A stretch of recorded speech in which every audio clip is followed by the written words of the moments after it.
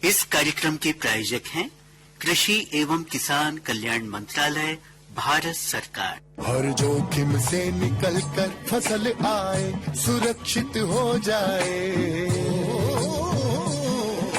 फसल बीमा से हर किसान अब आत्मनिर्भर हो जाए। संकट के समय प्रधानमंत्री फसल बीमा योजना किसानों के लिए वरदान है। अब सूखा पड़े या बाढ़ आ जाए, कोई डर नहीं। अब ओले पड़े या कीट पतंगे फसल खा जाए, कोई फिक्र नहीं, क्योंकि हमने लिया है प्रधानमंत्री फसल बीमा। बुआई से फसल कटाई तक हर जोखिम का दावा, न्यूनतम प्रीमियम पर अधिकतम भुगतान का वादा। योजना से हर साल जुड़ रहे हैं 5 करोड़ से ज्यादा किसान। अब आपकी है बारी। नजदीकी कृषि कार्यालय, सहकारी समिति, बैंक शाखा, अधिकृत बीमा कंपनी या जन सेवा केंद्र में स्वेच्छा से करा सकते हैं पंजीकरण। फसल बीमा पोर्टल या फसल बीमा ऐप द्वारा भी कराया जा सकता है पंजीकरण। प्रधानमंत्री फसल बीमा योजना, आपकी फसलों का संपूर्ण सुरक्षा कवच। कृषि एवं किसान कल्याण मंत्रालय, भारत सरकार। एक बार फिर स्वागत है आपका आपके कार्यक्रम किसान वाणी के अंतर्गत कार्यक्रम ग्राम सभा में। किसान भाइयों, हम सभी यही सोचते हैं ना कि हमें फसल का उत्पादन भरपूर मिले ताकि बाजार कीमत अच्छी मिले, लाभ हो। पर भाइयों, यदि हम उत्पादन का भंडारण अच्छे से नहीं करेंगे तो भी हमें बाजार कीमत अच्छी नहीं मिलेगी, हमारे उपयोग के लिए भी सही अनाज हमको नहीं मिलेगा। इसलिए जरूरी है कि अनाज को सुखाकर साफ करके ही भंडारित करें। चलिए इस विषय पर विस्तार से बात करते हैं। किसान भाइयों, अनाज के भंडारण के लिए वैज्ञानिक विधियों को अपनाने की जरूरत होती है। यदि हमारे पास भंडारण की जानकारी नहीं है, हमने सुखाकर साफ करके भंडारण नहीं किए हैं, तो 10 से 15% जो अनाज है वो नमी से, दीमक से, घुन से नष्ट हो जाता है। तो सबसे पहले तो हम अपने उत्पादित अनाज को जिस गोदाम में रख रहे हैं उसकी सफाई अच्छे से कर लें। यदि वहां पे दीमक दिख रही है, पुराने अवशेष दिख रहे हैं, तो उनको जलाकर हमें नष्ट करना होगा। एक बात और ध्यान रखना है किसान भाइयों कि दीवारों पर, फर्श पर, जमीन पर यदि दरारें हैं तो उन्हें सीमेंट से, ईंट से बंद करवा दें। अनाज को साफ सुथरा करके धूप में सुखा लें। हमारे विशेषज्ञ कहते हैं कि 10% से ज्यादा अधिक नमी भंडारित करते समय नहीं होना चाहिए, क्योंकि नमी ही ऐसा कारण है जो फफूंद को, कीटों को आक्रमण के लिए मौका देता है। अब एक हमारे जो बड़े बुजुर्ग थे वो भी यही कहते थे कि हम एक बार दांत से चबा करके देखें, यदि कट की आवाज आए तो समझिए कि जो हमारा अनाज है वो भंडारण के योग्य है। फिर भी यहाँ भी हमको थोड़ा सा ध्यान रखना है कि देखिए, हम धूप में अपने उत्पादित अनाज को सुखा रहे हैं। अब हम उसको ले जाकर के सीधे जो हमारा भंडार गृह है वहां रख देंगे तो वहां की नमी से भी दिक्कत होगी। इसलिए हम सुखा तो धूप में लें, लेकिन जब छांव हो, शाम का समय हो, उस समय हम भंडारण करें। साथ ही अनाज से भरे जो बोरे हैं उनको यदि हमको भंडार गृह में रखना है तो जो फर्श है या फिर जमीन है वहां से लगभग 20 से 25 सेंटीमीटर लकड़ी का एक तखत बना लें और फिर उसके ऊपर हम बोरियों को रखें तो ज्यादा अच्छा रहेगा। इसी तरह दीवार से भी हमको 75 सेंटीमीटर की दूरी बना के रखना है। कहने का मतलब ये है कि जो अनाज की बोरियां रख रहे हैं भंडार गृह में वो जमीन से भी थोड़ी ऊपर उठी हो और दीवार से भी थोड़ा दूर हो। साथ ही बोरियों की जो छल्लियां हैं, यानी जो उनकी जो ढीक कहते हैं ना, एक पे बोरी लगाते हैं, ढीक लगाते हैं बोरियों की, उनके बीच में भी थोड़ा सा जो खाली जगह है वो रखना बहुत जरूरी है। ये हमारे लिए फायदेमंद होगा, क्योंकि जो 10% की नमी बच गई है उसको पर्याप्त हवा हर बोरी को मिलना चाहिए। साथ ही पक्षियां, यदि वहां पे ऐसा लगता है कि पक्षी यहाँ पे आ सकते हैं, अनाज को खा सकते हैं, कीट आ सकते हैं, तो उनके रास्ते भी हमको बंद करना होगा। किसान भाइयों, जूट का जो बोरियां होती हैं वो सबसे बेहतर हैं, या फिर पॉलिथीन के जो बोरे हैं उनका भी हम उपयोग कर सकते हैं, लेकिन वो उनको भी अनाज रखने से पहले हम उपचारित कर लें तो ज्यादा अच्छा रहेगा। नहीं तो फिर वही नमी की समस्या आएगी, कीट पतंगों की समस्या आएगी। अब यदि अनाज को हम साफ करके नहीं रखेंगे तो जैसा हमने पहले भी कहा है कि सबसे पहले तो उसमें फफूंद लग जाएगी।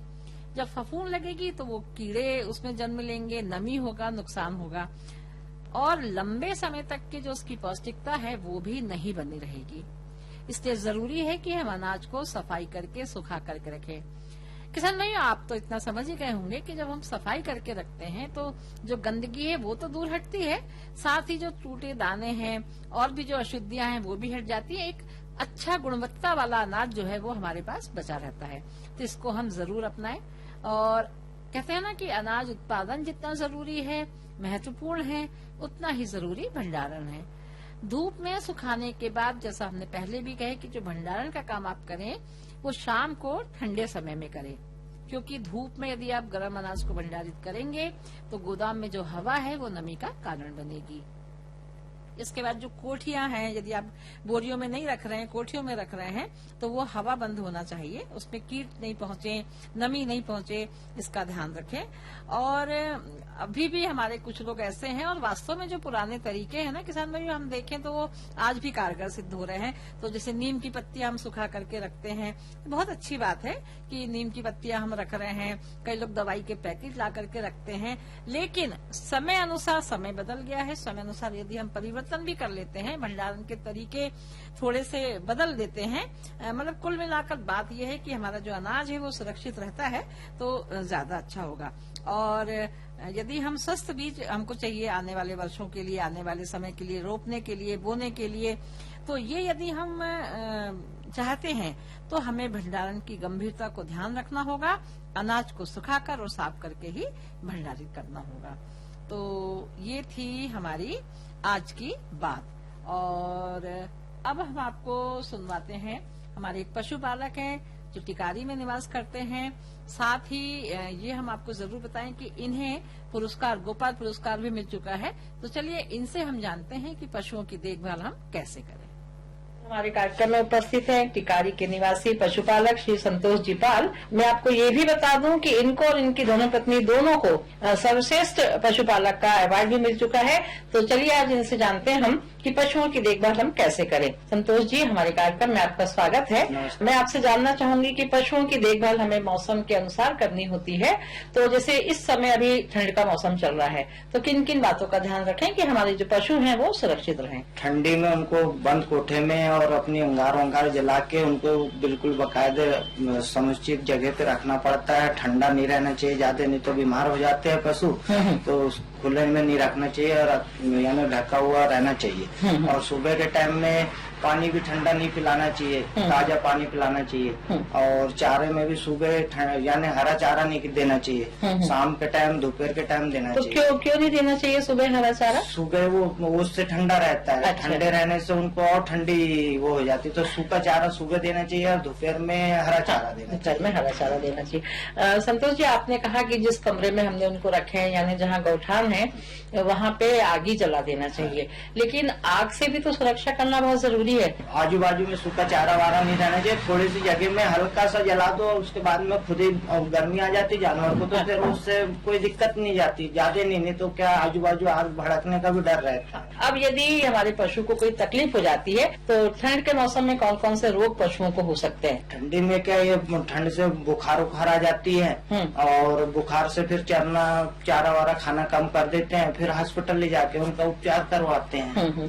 तो कैसे पता लगता है कि भाई ये पशु बीमार है? उनके कौन से लक्षण आपको समझ में आते हैं? उनके कान ठंडे हो जाते हैं और कान के बाद में शरीर भी गर्म हो जाता है, उससे समझ जाते हैं। खाने भी कम लग जाते हैं और वो अनमने रहते, मतलब अलग ही समझ में आ जाता है। शादियों का जब मौसम होता है, शादी वाले घर में ये करते हैं कि जो भी बच्चा उनके सामने रख देते हैं। वो तो बिल्कुल गलती है मैडम, क्योंकि वो क्या है, तेल वेल का रहता है। जानवर को तो कुछ वो नहीं रहता, वो ज्यादा खा लेते हैं और डाइजेशन बिगड़ जाता है, उससे भी बीमार हो जाते हैं। और उसमें क्या है, शादी वाले खाने में कहीं चम्मच रहती है, कहीं पन्नी रहती है और नुकसानदायक रहती है, वो तो बीमारी कर ही देते। तो इससे तो हम खिलाते ही नहीं है ऐसा शादी वादी का खाना। बिल्कुल। अब बहुत देखरेख की बात आती है। यदि कोई हमारे पास जो पशु है उसमें से कोई गर्भावस्था में है, तो गर्भावस्था के दौरान पशुओं पे किन बातों का ध्यान रखना चाहिए? तो बस खाने पीने के जाते रहना चाहिए और मिनरल मिक्सचर और कैल्शियम देते रहो बस। पशुओं का टीकाकरण कब कब जरूरी है? पशु का मतलब वो तो बीमारी के हैं, खुरी और गलघोटू का लगते हैं, तो वो भी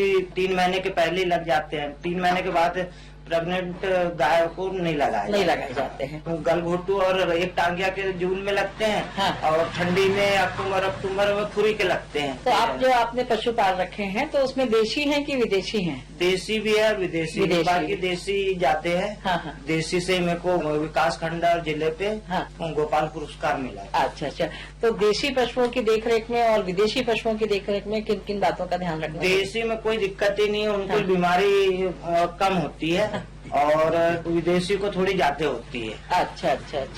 अभी एक लंपी बीमारी हुई थी जो, तो वो उसका क्या था? वो दोनों ही को होती है, देशी को भी और विदेशी को भी? तो ये मतलब मौसम के हिसाब से बारिश लगते में ही हो रही है। हाँ। और उससे क्या जानवर पूरा ग्रस्त हो जाता है, उनको फफूले आते हैं। हाँ। और फफूले आने के बाद में फूटते हैं, फिर घाव हो जाता है। बहुत हम इतनी देर ही ना करें, जैसे ही अपने को फफूले दिखते हैं हम तुरंत पशु चिकित्सक के पास ले जाएं तो कंट्रोल हो सकती है बीमारी? होती है, लेट होती है। मतलब उसके लिए पहले से अपने को उसका टीकाकरण करवाना पड़ता है। उसके बाद में वो कवर करती है। अच्छा। मतलब लंपी जैसी बारिश शुरू हो उस समय टीकाकरण करवा ले। बहुत जरूरी है मैडम, क्योंकि जानवर को कभी आ गई ना तो बहुत ज्यादा ही आती है। हाँ। और वो भी ऐसा है, जो अच्छा जानवर रहता है उसी को आती है। अच्छा, तो क्या क्या सावधानी, जैसे आपने कहा कि टीकाकरण करवा लेना बहुत जरूरी है, तो उसके बाद और किन बातों का ध्यान रखना पड़ेगा? बस उसको क्या है, वैक्सीन लगा दो घाव के। और उसके बाद में घाव के टीके उके लगाने के बाद में उसकी देख रेख करते रहो। जैसे मक्खी वक्खी नहीं बैठे घाव पे, मक्खी बैठ जाए तो फिर वो घाव बड़ा हो जाता है, दिक्कत जाती है। तो उस पर अपने घर का ही जैसे पाउडर जो भी है वो डालते रहे तो ठीक हो जाता है। कोई पशु लंपी रोग से ग्रस्त हो गया है और उसको हमको अलग रखना है, तो उसकी फिर आप क्या व्यवस्था करेंगे ताकि दूसरे पशुओं में ना हो? दूसरे के अलग भी रखे, चाहे साथ में भी रखे, कोई दिक्कत नहीं। जिसको होना उसी को होता है, बाकी फैलती मतलब संक्रामक नहीं है? नहीं। अच्छा। ठंड के दिनों में, बरसात के दिनों में पशुओं की उतनी दिक्कत नहीं होती। दिक्कत होती है गर्मी का जब मौसम आता है उस समय चारे की भी व्यवस्था नहीं हो पाती है, खान पान के लिए भी थोड़ा सा होता है। तो गर्मियों में हम पशुओं की देखभाल कैसे कर सकते हैं? गर्मी में मैडम उनको पेड़ के नीचे छाया में बांधे, पानी की समुचित व्यवस्था करे, 2-3 बार पानी उनको चाहिए। और दाना वाना थोड़ा सा ठीक ठाक दे। और तो कई बार तो ये भी कहा जाता है कि यदि पशु चारागाह नहीं जा रहा है तो उसमें भी बहुत सारी समस्या उत्पन्न हो जाती है। तो आपने ऐसा महसूस नहीं किया? नहीं, कोई दिक्कत नहीं है। बंदे उनको शुरू से, बचपन से, मतलब अपने पास में जो भी गाय है शुरू से बंदी चुवा ली है तो कोई दिक्कत नहीं है। वो धूप में फिर घूमेगी। धूप में दिन भर घूमेगी, उसके बाद में दूध वैसे ही कम कर देगी। अच्छा। और बीमार भी पड़ जाती है। तो दूध की बात आई, तो जो दुधारू पशु हैं या फिर जो दुधारू नहीं है उनकी देखरेख अलग ढंग से करना पड़ता है? उनको पोषक तत्वों की ज्यादा जरूरत महसूस होती है क्या? हाँ, जैसे दूध वाले को कैल्शियम थोड़ा ज्यादा देना पड़ता है। और मिनरल भी। इनको थोड़ा कम भी दे तो चल जाता। दाना भी दूध वाले को थोड़ा ज्यादा देना, उनको थोड़ा कम पर देना पड़ता सभी को। दाने की बात आती है संतोष जी, तो ये जो बाजार में पशु आहार मिलता है वो आप देते हैं या फिर घर का भी जो भी दाना है वो देते हैं? मैं तो अभी फिलहाल पशुआर देता हूँ, भारत का जो आ रहा है वो। और चोकर। और घर की जो मक्का वक्का निकलती वो खिलाता हूँ। अच्छा, तो उसको भूसे में मिला करके दे रहे हैं। ये दुधारू पशु के लिए कि सारे पशुओं के? सभी को। सभी पशुओं को दे रहे हैं। फिर गर्मी में तो देखिए हरा चारा तो बहुत जरूरी है। तो उसकी व्यवस्था आप कैसे करते हैं गर्मी में? चरी बोते हैं, ज्वार है। और मैंने वो नेपियर लगा के रखा है। वो देता हूँ। खेत भी है? तो खेत में आप कौन कौन सी फसल लेते हैं? खेत में अभी फिलहाल धान बोया था, मक्का बोया था। तो धान की यदि हम बात करें तो धान को तो कहते हैं कि छत्तीसगढ़ की फसल है ये, तो हमारे बैतूल जिले में धान की उपज अच्छी होती है? हाँ, अच्छी हुई मैडम, मेरे को बढ़िया। जो गर्मी में 2 बार जमीन जोत के रखी थी और बारिश हुई, बो दी थी। फिर उसमें 2-3 बार नींदानाशक डाला, टॉनिक डाली, हो गई। फिर अभी हार्वेस्टर से कटा ली। अच्छा, बारिश के समय यदि पानी गिर रहा है तो आपके घर में ऐसी गौशाला वगैरह है वहाँ? हाँ, गौशाला पक्का है, नीचे फर्श बंधे रहे, कोई दिक्कत नहीं है। दिन में थोड़े से धूप में बाहर बांध देते हैं, धूप निकलती है तो बाकी अंदर ही रहते हैं। तो अब अंदर यदि है तो उस कमरे में पर्याप्त प्रकाश आना चाहिए, पर्याप्त धूप आना चाहिए, और गर्मी के दिनों में हवा भी उनको मिलना चाहिए। तो ऐसी सारी व्यवस्था में मतलब किन किन बातों का ध्यान रखना चाहिए? वो यानी पशु घर जो अपना बनाते हैं तो दिन निकलता उधर से दिन रुकता है, ऐसे दिशा में बनाना चाहिए। अच्छा। जो जगह दी जाती है रखने के लिए, तो एक एक पशु के लिए कितना जगह होना चाहिए कि पर्याप्त तो वो उठ बैठ सकें, चल फिर क्या है सकें? वो 5x5 का भी रहे तो बैठ जाते हैं और बैठ रुक जाते हैं। हाँ। अब समस्या आती है कि यदि पशु ने वहाँ पे गोबर यदि कर रहे हैं तो उसको कितने समय में हमको उठा लेना बहुत जरूरी है, नहीं तो वो गोबर में भी फिर कीटाणु हो जाते हैं। सुबह शाम करते हैं और दोपहर में 3 बार सफाई करते हैं सफाई उसमें। करते हैं। जगह पे रहते हैं हम हाँ, हाँ। तो तुरंत अलग कर ही देते अच्छा, हैं। तो इनके गोबर का भी आप उपयोग कर लेते होंगे? खेत में डालते हैं मैडम, उसका हाँ, तो- खाद है, इससे फसल हमारी बढ़िया होती है। इसमें 21 न्यूट्रन रहते हैं, मतलब अच्छा अच्छा। जो अपने खाद में नहीं रहते ना सरकारी, उससे ज्यादा इसमें रहते हैं। अच्छा अच्छा। तो आपको तो भाई गोपाल पुरस्कार मिल चुका है, आपकी धर्मपत्नी को भी पुरस्कार मिल चुका है, तो जो भी आपने मोटी मोटी बातें महसूस किए होंगे और करें, हम चाहेंगे कि वो आप विस्तार से बताएं। तो बस पशु को रखने के लिए वो समुचित कोठा बनाए, हाँ। चारे और पानी की व्यवस्था करे, हाँ, हाँ। और बारिश के लिए भूसा वूसा पहले से ही भर भुरा के रखे, क्योंकि बाकी टाइम में भूसा मिल नहीं पाता है, महंगा मिलता है। हाँ, हाँ। दिक्कत जाती तो पहले से स्टॉक करके रखना चाहिए। अच्छा। दाना तो ऐसा है कि बाजार में कभी भी मिल जाता है, दाने की कोई हाँ। दिक्कत नहीं, भूसे चारे की दिक्कत है। हाँ, हाँ। और हरा चारा अपने समय पे बो दे तो हाँ। हरा चारा थोड़ा मतलब खेत की जो मेड़ है उस पे हरा हाँ, चारा हरा यदि चारा बोले तो- लगा दे तो हाँ। दिक्कत नहीं। दिक्कत नहीं देती है। अभी ठंड की बात हम कर रहे हैं, तो ठंड में जो है पशु आहार में और क्या क्या पौष्टिक तत्व मिला देना बहुत जरूरी है? वो मिनरल मिक्सचर आता है और हाँ। कैल्शियम, हाँ, हाँ। और थोड़ा बहुत गुड़ अजवाइन वजवाइन देते रहे तो गर्माहट रहती है जानवर हाँ। में, तो उससे चरते भी अच्छे है और गर्माहट से थोड़े स्वस्थ रहते हैं। और चारा भी जाते खाते, चारा जितने अच्छा खाएंगे हाँ। उतने स्वस्थ और रहेंगे। पानी की क्या व्यवस्था करके रखे हैं आपने? पानी कुआ है, हाँ, हाँ। टाका भरते हैं। हाँ। अभी तो फिलहाल और ये मौसम ये ऐसा है तो पानी कम तुरंत लगता है। टाका वो यानी पानी खींच के ही पिलाते हैं। अच्छा अच्छा। एक बात और संतोष जी देखने में आती है, टाका जो पशुओं के लिए रखते हैं उसको कई कई हफ्ते सफाई नहीं करते हैं उसके, उसको तो जो हर- पानी का टाका है वो कितने पशुओं के बीच में एक टाका होना बहुत जरूरी है और उसकी सफाई कब कब जरूरी है? बिल्कुल 4 दिन के 4 दिन उसको साफ करना चाहिए, और उसमें चूना पोत दे तो उससे काई और कज्जी जो बोलते हैं ना, हाँ, हाँ। वो नहीं पड़ती और कीटाणु भी नहीं लगते, तो 4 दिन के 4 दिन उसको साफ करना चाहिए। मतलब सफाई करना सफाई चाहिए और चाहिए। चूना पहले से चूना, पोत हाँ, और जैसे ही चूना निकल जाता हाँ, है तो फिर तुरंत दोबारा पोत। दोबारा पोत। हाँ। तो और कितने पशुओं के बीच में एक टाका होना जरूरी है? वो मैडम अब जैसे 10 बाई 10 का बना ली तो 15-20 जानवर के लिए दिन भर के लिए पर्याप्त है। अब कई बार ये होता है कि पशु आपस में भिड़ जाते हैं, लड़ाई होती है तो किसी को सींग टूट जाता है, किसी का पैर टूट जाता है। कई बार हम घर में ही कोई उपचार कर लेते हैं, जैसे पशुओं को वो खच्ची लगा करके एक बार होता था ना, हाँ, तो उसमें किन किन बातों का ध्यान रखना चाहिए? अब ऐसा तो बहुत कम होता है, जैसे कभी वायदा पे हो भी गया तो इलाज हो जाता है। आजकल तो सब यानी प्लास्टर वलस्तर की भी व्यवस्था है। वही है कि अपने गर्म पानी करके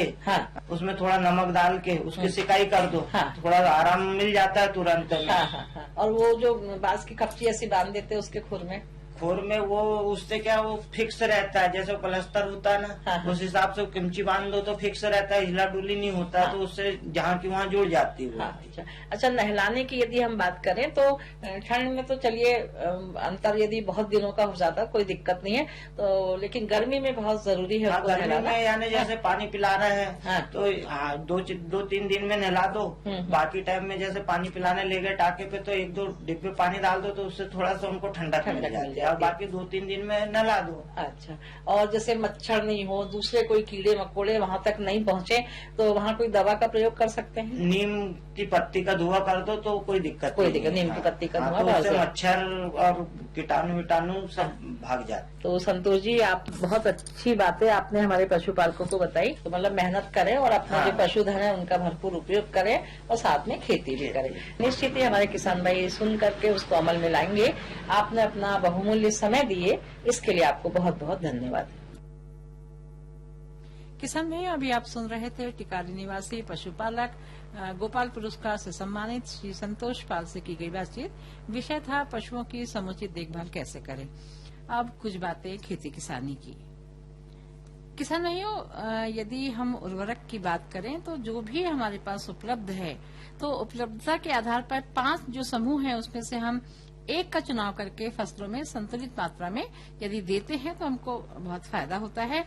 और इस समय रबी फसल की बुआई की तैयारी है, तो उसमें बहुत सारे समूह हैं, जैसे डीएपी, यूरिया, पोटास, एनपीके, 12-32, 16-16। तो इसमें से हमको किसी भी एक का समूह का चयन करके रबी फसलों की जो है बुआई वो करना होगा। समूह 1 की यदि हम बात करें, जिसमें DAP, urea, muriate of potash, ये इसकी पूर्ति के लिए है। तो यदि गेहूं अर्धसिंचित अवस्था में डीएपी 87, यूरिया 96, एमओपी 33, इसकी जो दर है वो 1 हेक्टेयर की जो है उससे आपको देना होगा। यदि गेहूं की सिंचित अवस्था है तो उसमें डीएपी 130, यूरिया 210 और एमओपी 67 किलोग्राम प्रति हेक्टेयर की दर से आपको देना होगा। यदि अधिक उपज वाली किस्म है, सिंचित अवस्था है, तो उसमें आपको डीएपी 152, यूरिया 244 ये आपको देना होगा।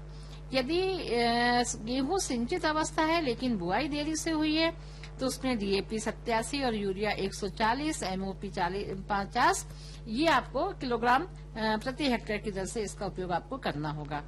इसी प्रकार यदि चना और मसूर सिंचित अवस्था में है किसान भाइयों, तो डीएपी 130 और एमओपी 33 किलोग्राम प्रति हेक्टेयर की दर से आपको उपयोग करना होगा। ये जो बात हमने की है ये समूह 1 की थी। समूह 2 की यदि हम बात करें, जिसमें NPK 12:32:16, urea, muriate of potash इसकी पूर्ति के लिए होता है। तो हमारे विशेषज्ञ कहते हैं किसान भाइयों कि गेहूं यदि अर्धसिंचित अवस्था में है तो एनपीके आपको 125, यूरिया 98 प्रति किलोग्राम ये आपको देना होगा। और यदि गेहूं सिंचित अवस्था में है तो एनपीके, यूरिया, एमओपी ये आपको 16 किलोग्राम प्रति हेक्टेयर की दर से देना होगा।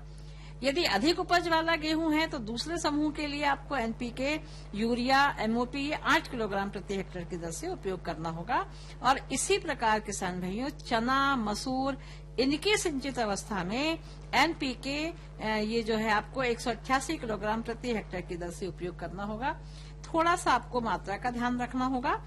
समूह 3 की यदि हम बात करें, जिसमें एनपीके 10:26:26 और यूरिया इसकी पूर्ति आपको करना होता है, तो यहाँ पे हमारे विशेषज्ञ कहते हैं किसान भाइयों कि गेहूं अर्धसिंचित अवस्था में एनपीके 97 किलोग्राम प्रति हेक्टेयर की दर से उपयोग करें। गेहूं सिंचित अवस्था में एनपीके 210 किलोग्राम प्रति हेक्टेयर की दर से उपयोग करें। और चना और मसूर की यदि सिंचित अवस्था है तो उसमें एनपीके 10:26:26 230 किलोग्राम प्रति हेक्टेयर की दर से उपयोग करना होगा। समूह 4 की बात करें किसान भाइयों, तो एनपीके 16:16:16 यूरिया से पूर्ति के लिए है। तो गेहूं यहाँ पे अर्धसिंचित अवस्था में एनपीके 250, यूरिया 43 किलोग्राम प्रति हेक्टेयर की दर से आपको उपयोग करना होगा। सिंचित अवस्था में एनपीके 375, यूरिया 130 किलोग्राम प्रति हेक्टेयर की दर से उपयोग करना होगा। और इसी प्रकार चना और मसूर की जो सिंचित अवस्था है उसमें आपको 375 किलोग्राम प्रति हेक्टेयर की दर से उपयोग करना होगा। समूह 5 की हम बात करें तो NPK, urea, muriate of potash इसकी पूर्ति के लिए आपको 33 किलोग्राम प्रति हेक्टेयर की दर से उपयोग करना होगा। और साथ ही आपको मसूर और चने की सिंचित अवस्था में 33 किलोग्राम प्रति हेक्टेयर की दर से उपयोग करना होगा। किसान भाइयों, चाहे हम इसकी बात करें, यूरिया की बात करें या फिर हम खाद की बात करें, जो भी बात करें, इनका ध्यान हमको जो जमीन है उसकी गुणवत्ता को ध्यान रख के करना होता है। तो बेहतर होगा कि आप अपने जो जमीन है उसका एक बार निरीक्षण करवा लें और फिर उसके अनुसार ही आप इसकी जो है पूर्ति करें, तो आपको निश्चित ही रबी फसल का उत्पादन बहुत अच्छा मिलेगा। और अब आपको बताते हैं कि आज के बाजार भाव क्या रहे।